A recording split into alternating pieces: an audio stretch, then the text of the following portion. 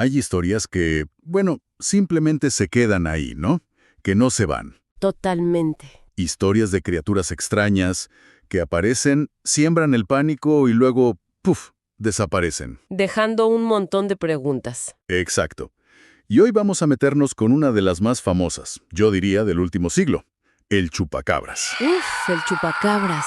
Una leyenda súper moderna, la verdad, pero con unas raíces muy, muy concretas y que se fue por ramas, inesperadas. Sí, sí. Tenemos bastante material para realizar hoy, ¿eh? Reportes de periódicos de la época, artículos que intentan como resumir qué pasó, análisis científicos buscando respuestas. Y hasta estudios culturales, ¿no? De cómo impactó. Exacto, de cómo pegó tanto. La idea es esa, intentar desarmar un poco el misterio.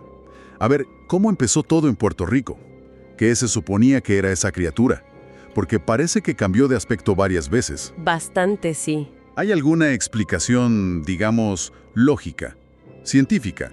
Y, quizás lo más curioso, ¿cómo es que una historia así se hizo tan viral, cruzando fronteras hasta continentes? Es que es una mezcla increíble, de folclore, de miedo colectivo, de biología malentendida, quizás, y bueno, el poder de los medios, claro. Totalmente. Yo creo que lo mejor es ir al principio, ¿no? Al epicentro. De acuerdo. Vámonos a Puerto Rico, marzo del 95. Ahí parece que todo estalla. Justo ahí. Los primeros reportes son de zonas más bien rurales. Orocovis, Morovis, por ahí. Sí, me suena haber leído eso. Correcto. Y el detonante, lo que prendió la mecha, fueron unas ovejas muertas. 8 creo recordar. Ok. Pero lo que impactó no fue solo la muerte en sí, sino cómo murieron. Los reportes iniciales hablaban de unas heridas chiquitas, punzantes. Como 3 marquitas, ¿no? En el cuello o el pecho. Eso es, y la sensación general, alimentada por el miedo y quizás porque no se hicieron análisis muy a fondo al principio, Claro. era que a los animales los habían, vaciado de sangre. Uf, esa imagen, el desangramiento total, es súper potente, ¿no? Casi de vampiro. Totalmente. Pero bueno, rápido empezaron a salir voces más escépticas, veterinarios que sí examinaron algunos casos. Y empezaron a decir, a ver, calma. Claro, ahí choca un poco el mito con la realidad. Los expertos empezaron a hablar de cosas normales que pasan después de la muerte. ¿Cómo qué? Pues que la sangre se coagula dentro del cuerpo o se va a las partes más bajas por gravedad. Eso se llama lividez cadavérica. Ah, ok. Entonces, si no haces una necropsia completa, te puede dar la impresión de que falta sangre. Entiendo. De hecho, la explicación que dieron las autoridades al principio fue mucho más simple. Perros salvajes. Mucho menos espectacular, claro. Pero la idea del depredador misterioso ya estaba ahí, flotando. Exacto. Y faltaba el toque final. Un buen nombre. Pegadizo. Y llegó. Se le atribuye a Silverio Pérez, que es un comediante y locutor muy conocido allá en Puerto Rico. Ah, mira. Parece que en su programa de radio, buscando una palabra que capturara esto, de los ataques, lanzó chupacabras. ¡Boom! Y pegó, al instante. La prensa local lo agarró enseguida y el nombre, se esparció rapidísimo. Para finales de ese mismo año ya se hablaba de cientos de ataques parecidos en toda la isla. Es increíble cómo un nombre puede cristalizar un miedo, ¿no? Darle forma. Totalmente. Ahora, aunque el 95 es como el año cero, he leído por ahí que hubo cosas antes. El vampiro de Moca, en los 70s, también en Puerto Rico. ¿Eso tiene algo que ver o son inventos para darle más historia? Es un punto interesante, sí. Se mencionó ese caso de Moca, una vaca que murió raro. Y algunos intentaron conectarlo con leyendas indígenas, de los taínos, los Gupia. Ajá. Pero investigadores serios como Benjamin Radford, que se ha metido muy a fondo en esto, Sí, lo he leído. son muy escépticos. Dicen que no hay, pero ninguna prueba sólida. Ningún reporte fiable que hable de algo como el chupacabras antes de 1990. Nada. Nada. De hecho, Radford llegó a ofrecer una recompensa por pruebas de antes del 90 y nadie la reclamó. O sea que parece que el chupacabras como lo conocemos es un producto muy de los 90s. Eso parece sí. Un fenómeno de esa década. Ok, clarísimo. Entonces tenemos el origen, el nombre, pero ¿cómo era? ¿Cómo se suponía que se veía el chupacabras original? Porque ahí la cosa se pone rara, ¿no? Rara y complicada, sí. La imagen que se quedó grabada, la clásica, viene de un testimonio que se hizo muy, muy famoso, el de Madeline Tolentino. Ah, sí, en Canóvanas, ¿verdad? A finales del 95. Exacto. Finales de agosto. Y su descripción fue súper detallada y, la verdad, bastante aterradora. A ver, recuérdame. Era algo bípedo, ¿no? Como de 1,20 metros y medio. Eso es, bípedo, piel gris oscura o negra, a veces decían que era como correosa o con escamas. Ok. Ojos grandes, ovalados, negros, grises o rojos y brillantes, según quien lo contara. Wow. Brazos largos, con 3 dedos, garras finas y lo más icónico, la fila de espinas o púas por toda la espalda, del cuello a la cola. Las espinas, claro. Que además cambiaban de color, decían. Eso decían. Y bueno, algunos añadían un olor fuerte, a azufre o a un insecticida, malatión. O sea, una criatura de pesadilla total, sacada de una película de terror. Tal cual.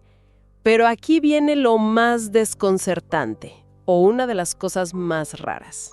¿Qué pasó?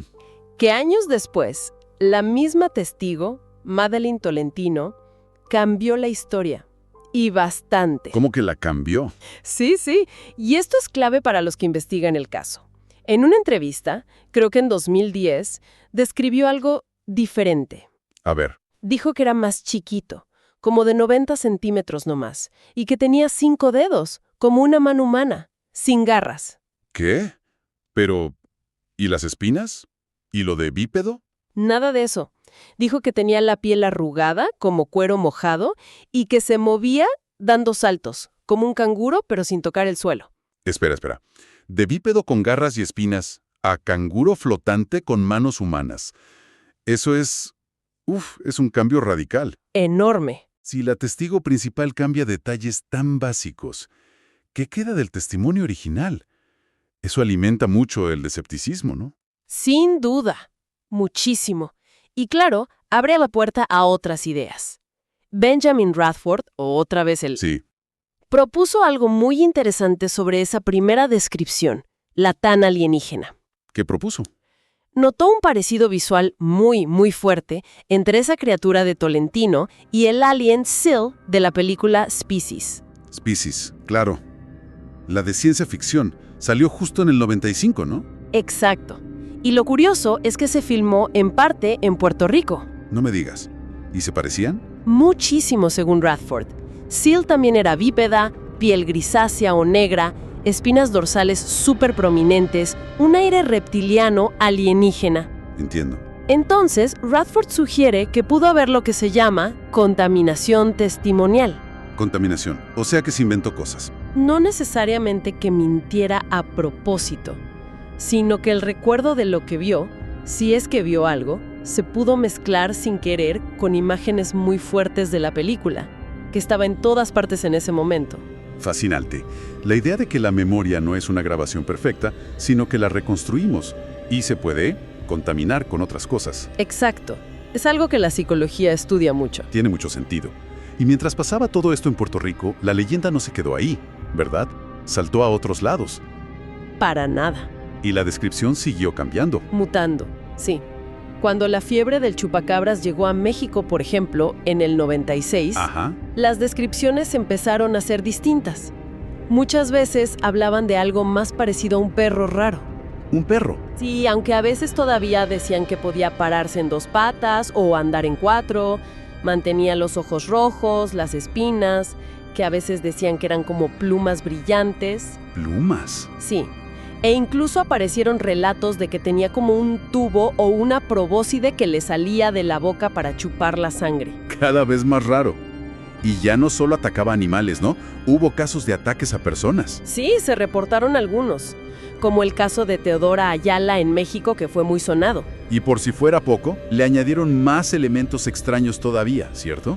Cosas ya muy fuera de lo normal. Sí, algunos testimonios ya entraban casi en lo paranormal, que hacía un sonido como un siseo muy particular, que podía sacar como un arpón de la boca, que lo habían visto caer del cielo o flotar. Caer del cielo.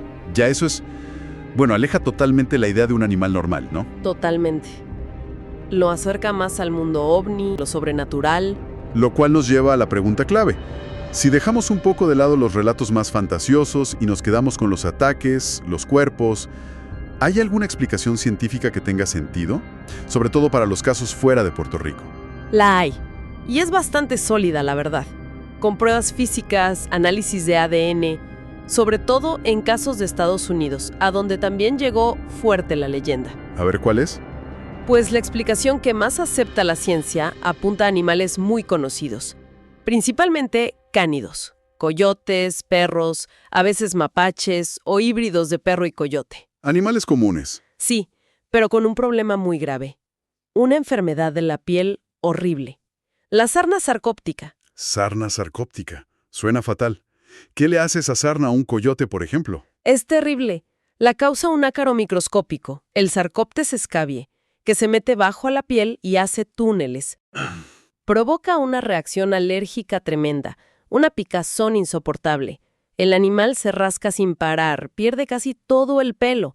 La piel se inflama, se pone gruesísima, oscura, agrietada, con costras. ¡Qué horror!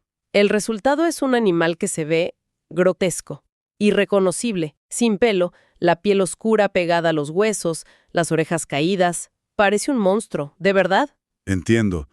Claro, la descripción física de un animal así, tan demacrado, podría encajar con algunos reportes de criaturas raras sin pelo. Exacto.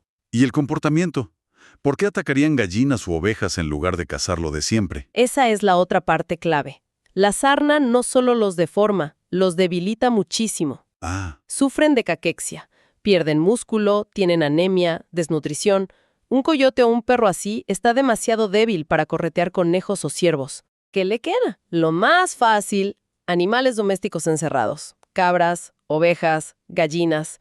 Son presas fáciles para un depredador desesperado y enfermo.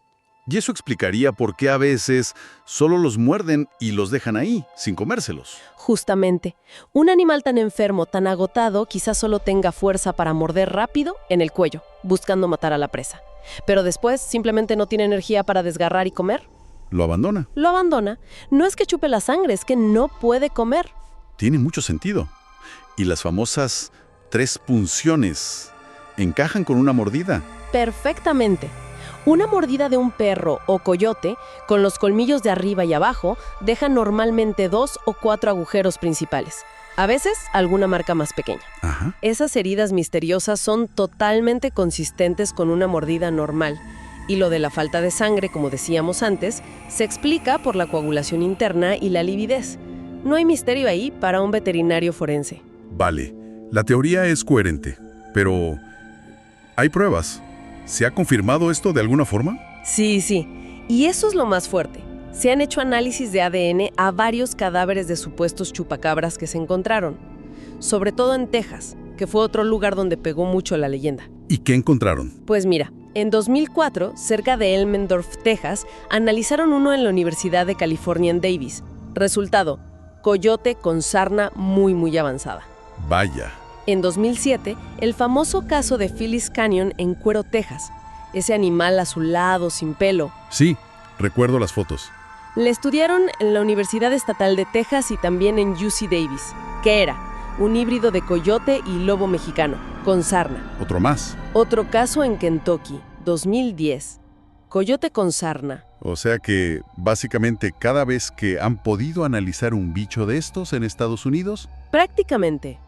Biólogos que han revisado varios casos, como Barry O'Connor de la Universidad de Michigan o Kevin Kill de la Universidad de Georgia, llegan a la misma conclusión. ¿Cuál? Que todos los supuestos chupacabras encontrados y analizados científicamente en Estados Unidos eran cánidos, coyotes, perros, híbridos, con sarna sarcóptica. Punto. No se ha encontrado nada de una criatura nueva para la ciencia. Es bastante concluyente, la verdad. Sí. Además, hay otras cosas que encajan, como que el coyote se ha ido expandiendo, ¿no? Cierto. En las últimas décadas, el coyote ha ampliado muchísimo su territorio en Norteamérica. Ha llegado a sitios donde antes no había. Y esa expansión coincide con la difusión del mito hacia el norte. Exacto, geográficamente y en el tiempo. Y si te vas a otros países, las explicaciones oficiales para ataques parecidos también apuntan a animales conocidos. En Argentina, en 2002, culparon a zorros y ratones hocicudos. Mira tú. En Chile, entre 2000 y 2002, a perros domésticos. Entonces, si la ciencia parece tener una respuesta bastante clara, al menos para muchos casos, ¿por qué el chupacabra se volvió este fenómeno cultural tan enorme, tan persistente? Ahí entramos en la parte social, cultural, que es igual de fascinante que la biológica, yo creo. Sí. Es que la velocidad con la que se extendió fue increíble. Nació en Puerto Rico en el 95 y en meses ya estaba en México, República Dominicana, Florida. El toque. Y poco después en casi toda Latinoamérica, el sur de Estados Unidos y luego, reportes más sueltos de Rusia, China, Filipinas. Una globalización del monstruo. ¿Y los medios? ¿Qué papel jugaron en eso? Me imagino que fue clave. Fundamental. Absolutamente. La prensa más sensacionalista, como el diario El Vocero en Puerto Rico, le dio una cobertura masiva, constante y a menudo sin mucho filtro crítico. Claro. Programas de tele de mucha audiencia, en español y en inglés. El show de Cristina, Unsolved Mysteries, llevaron la historia a millones de casas. Uf. Incluso políticos locales, como el alcalde de Canóvanas, José Soto, que hasta organizó cacerías armadas. ¿En serio? Sí. Mantenían el tema vivo en los medios. Aunque nunca encontraron nada, claro.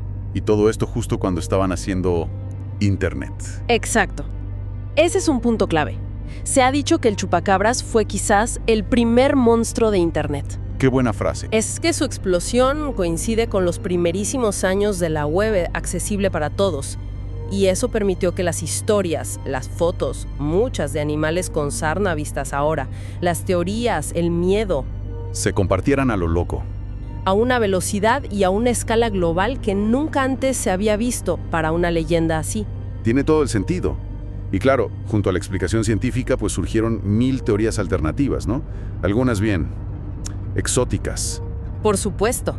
La idea del origen extraterrestre fue súper popular. Sí, claro. A veces ligada a conspiraciones de experimentos genéticos secretos del gobierno de Estados Unidos, que se habían escapado de alguna base militar, como la de Roosevelt Roads en Puerto Rico. Ajá. Se habló de monos rhesus, de laboratorios. Benjamin Radford incluso sugiere una lectura un poco más política para Puerto Rico. ¿Así como cuál? Que quizás la figura del chupacabras canalizó, sin querer, ciertos sentimientos antiestadounidenses o de desconfianza hacia el poder de fuera, como si el monstruo fuera un símbolo de esa intervención o experimentación extranjera. Qué interesante esa capa de análisis. Cómo los miedos o las tensiones sociales se pueden proyectar en un monstruo. Exacto. Y hay cosas parecidas en otras culturas. Este tipo de criatura chupa sangre. Sí hay ecos. En Filipinas tienen al sigbin, una criatura nocturna que también ataca a animales chupándoles la sangre, y se parecen algunas descripciones. Mira. En Nueva Orleans hablan del grunge, otro bicho raro asociado a ataques nocturnos. Parece que ese arquetipo, el del depredador de la noche, sigiloso, que deja víctimas sin explicación, resuena en muchos sitios. Sí, el miedo a lo que acecha en la oscuridad. Y ese miedo, esa fascinación, pues se tradujo en cultura popular, claro. El chupacabra se metió en todas partes. Totalmente. Lo hemos visto en libros como El chupacabras de Pirque, una novela chilena, en películas, hasta una animada mexicana, La leyenda del chupacabra. Sí. Canciones de todo tipo, referencias en series súper famosas como Expediente X, The X-Files o Grimm, videojuegos. Se volvió un ícono, un monstruo moderno reconocible al instante. Hemos hecho un viaje, ¿eh? Empezamos con unas ovejas muertas en Puerto Rico, 95. Un nombre pegadizo. Sí. Seguimos el rastro de cómo lo describían, que cambiaba todo el tiempo. De alien a perro con sarna. Contradicciones incluidas. Llegamos a una explicación científica bastante sólida, ¿no? La sarna, el ADN, que parece aclarar muchos casos, sobre todo en Estados Unidos. Parece la explicación más parsimoniosa, sí. Y vimos cómo los medios y esa Internet que apenas empezaba dispararon la historia a nivel mundial. Ha sido un recorrido que ilustra muy bien cómo nacen y cambian las leyendas modernas, mezclando hechos reales, animales enfermos, percepciones iniciales erróneas, lo del desangramiento, testimonios confusos. el poder de un buen nombre. Y la caja de resonancia de los medios. Exacto. Pero, para cerrar, queda como una pregunta flotando, ¿no? Más allá de si el chupacabras existe como un bicho único y desconocido, que la ciencia parece decir que no, ¿qué nos dice que siga tan presente? ¿Qué revela de nosotros esta fascinación por el monstruo nocturno? Es una excelente pregunta final. Sí.